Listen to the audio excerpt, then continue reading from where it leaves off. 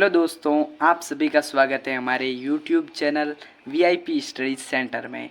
अगर आप लोग हमारे चैनल पर न्यू हैं तो चैनल को सब्सक्राइब ज़रूर करें। वीडियो अगर अच्छा लगता है तो वीडियो को लाइक करें और अपने दोस्तों के साथ शेयर करें। तो आज हम पढ़ने वाले हैं अध्याय 1 कक्षा 10 गणित का। तो उसकी प्रश्नावली 1.1 की प्रश्न संख्या 1। चलिए स्टार्ट करते हैं इस वीडियो को। तो प्रश्न संख्या 1 में हमें दिया गया है निम्नलिखित संख्याओं का एचसीएफ ज्ञात करने के लिए यूक्लिड विभाजन एल्गोरिथम का प्रयोग कीजिए। यानी आपको ये तीन है वो संख्याएं दी हुई है या संख्याओं का युग्म दिया हुआ है। इन तीनों के आपको यूक्लिड विभाजन प्रमेय का द्वारा एचसीएफ ज्ञात करने हैं। तो सबसे पहले हम देख लेते हैं प्रश्न संख्या, इसकी पार्ट पहले को। उसमें आपको दो संख्या दी हुई है 135 और 225। इन दोनों का आपको यूक्लिड विभाजन एल्गोरिथम द्वारा एचसीएफ है वो ज्ञात करना है। तो इस एचसीएफ को ज्ञात करने के लिए आपको एक सामान्य विधि यानी यूक्लिड विभाजन प्रमेय का प्रयोग करना है। उसके लिए इन दोनों में से जो भी बड़ी संख्या है उसको आपको ए के बराबर मानना है। ठीक है, तो हम यहाँ लिख लेते हैं इसका हल और इसका हल हम करने वाले हैं। ठीक है, तो ए बराबर देख लो आप, हम लिख लेते हैं इसमें से बड़ी संख्या 135 और 225 में से बड़ी संख्या है 225। तो हमने 225 है वो लिख लिया है। फिर हमने लिखना है वो बी बराबर, तो बी बराबर जो छोटी संख्या है उसको हमें लिखना है। फिर आपको एक लाइन लिखनी है यूक्लिड विभाजन प्रमेय के प्रयोग से। तो हमारी यूक्लिड विभाजन जो प्रमेयिका है वो क्या कहती है कि जो भाज्य होता है भाज्य बराबर होता है भाजक गुणे भागफल प्लस शेषफल। तो इस प्रमेय का प्रयोग करके हम हैं वो इस क्वेश्चन को सॉल्व करने वाले हैं। ठीक है, आसानी से सॉल्व करेंगे, बिल्कुल ही सरल तरीके से, और ये क्वेश्चन है वो आपको आसानी से समझ में आने वाला है।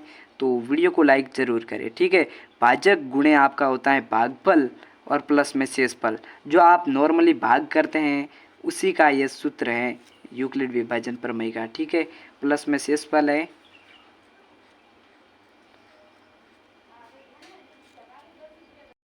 यहाँ मान रखना है। ठीक है, तो जो सबसे बड़ी संख्या है उसे हमें भाज्य मानना है। फिर जो छोटी संख्या है उससे, यानी यहाँ 135 जो छोटी संख्या है उसको हमें भाजक मानना है। फिर भागफल और शेषफल क्या मानना है, तो ये कुछ सरल से हल करना है, तो मैं आपको बता देता हूँ। ठीक है, सबसे पहले आपको लिखना है यहाँ चरण 1। ठीक है, चरण 1 आप यहाँ चरण 1 लिख लोगे। उसके बाद आपको आगे सॉल्व करना है। तो बड़ी संख्या है उसको लिख लो यहाँ, इधर जो आपका लेफ्ट हैंड साइड है उधर आपको लिखना है 225, बराबर में करके आप लिख लो 135।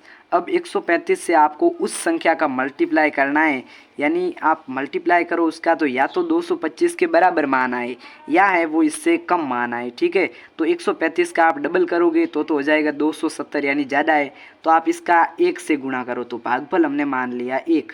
अब जब 135 का 1 से करेंगे तो इसमें से कम हो जाएगा, तो शेषफल बचेगा हमारे पास 90। ठीक है, तो हम 90 है वो शेषफल लिख लेते हैं। अब हमें क्या करना है, इसी प्रकार है वो चरण 2 को करना है। इस चरण को है वो तब तक हमें अप्लाई करता रहना है जब तक है वो शेषफल 0 नहीं आ जाता। ठीक है, शेषफल 0 आ जाएगा तो हमारा अंतिम भाजक ही है वो इसका एचसीएफ होगा। ठीक है, चरण 2 में हमें क्या करना है कि जो ये भाजक था ये भाजक वापस भाज्य बन जाएगा। ठीक है, नया भाज्य बन जाएगा 135। तो बराबर में आपका जो शेषफल था वो भाजक बन जाएगा 90। अब इसका गुणा किससे करें कि 135 के या तो बराबर आए या इससे कम आए, तो 1 से करेंगे और शेषफल बचेगा आपका कितना, 45। ठीक है, शेषफल 45। अब हम एक और चरण से करेंगे क्योंकि अभी तक शेषफल है वो 0 नहीं हुआ है। ठीक है, तो हमारा चरण 3 से इसको हल करते हैं। चरण 3 में वो हमारा नया भाज्य बन जाएगा 90, और 90 बराबर जो नया भाजक होगा वो होगा 45। अब 45 में हमें 2 का है वो मल्टीप्लाई करना है और प्लस में 0 करेंगे, तो 45 का जब डबल करेंगे तो 90 हो जाता है, यानी जो हमारा अंतिम जो ये भाजक है वही एचसीएफ होगा। यानी एचसीएफ 135,225 बराबर हो जाएगा आपका 45 आंसर। तो अब हम हल करने वाले हैं इसके दूसरे क्वेश्चन को। ठीक है, जो इसका दूसरा भाग है उसे, तो चलिए इसे हल करते हैं। तो मैंने प्रश्न संख्या इसके जो क्रमांक 2 है उसको लिख लिया है, एंड इसको भी हम यूक्लिड विभाजन प्रमेय का यानी सेम तरीके से वो सॉल्व करने वाले हैं। तो मैं इसका सूत्र है वो लिख लेता हूँ। तो मैंने सूत्र है वो लिख लिया है। एंड आप यहाँ देख सकते हैं कि जो बड़ी संख्या है उसको हमने वापस ए माना है जो पहले की तरह ही, ठीक है, और छोटी संख्या को है वो बी माना है। फिर यूक्लिड विभाजन प्रमेयिका हमारी भाज्य बराबर भाजक गुणे भागफल प्लस शेषफल है। इस प्रमेयिका का प्रयोग करके हम इस क्वेश्चन को भी सॉल्व करेंगे। यह प्रमेयिका बिल्कुल ही सरल है और आपकी परीक्षा की दृष्टि से भी बहुत ही महत्वपूर्ण है, तो इसे आप अवश्य समझ ले। वह अच्छे तरीके से आपको ऊपर भी समझाया गया है एंड इस क्वेश्चन में भी मैं समझा दूंगा, ठीक है। तो आपको चरण 1 लिखना है, ठीक है। सबसे पहले आपको यहाँ लिखना है चरण 1।